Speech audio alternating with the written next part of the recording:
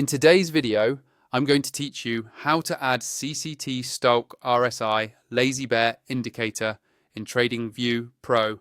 Quick and easy guide. Let's jump straight into it.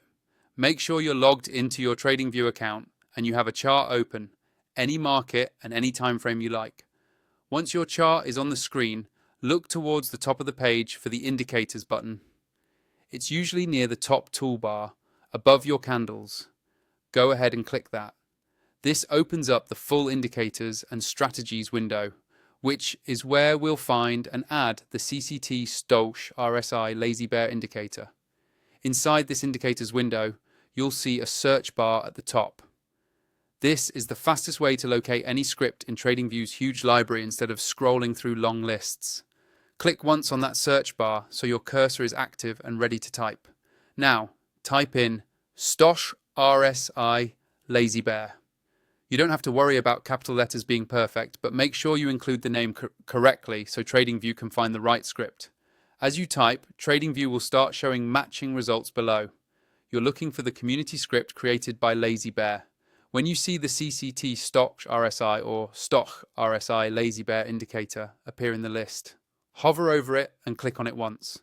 As soon as you do that, the indicator will be added to your chart and you'll see a new pane appear, usually at the bottom of your screen, with the StochRSI oscillator. At this point, the indicator is on your chart with its default settings, but it's a good idea to quickly open the settings to make sure it looks and behaves the way you want. To do that, move your mouse over the name of the indicator in the chart area or down in the pane where it appears. You'll see a small gear icon which represents settings. Click on that gear.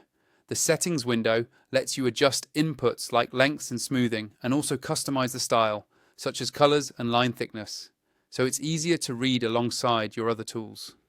You don't have to change anything if you're just getting started. The default settings work fine for most people, but knowing where these options are will help you later as you refine your strategy.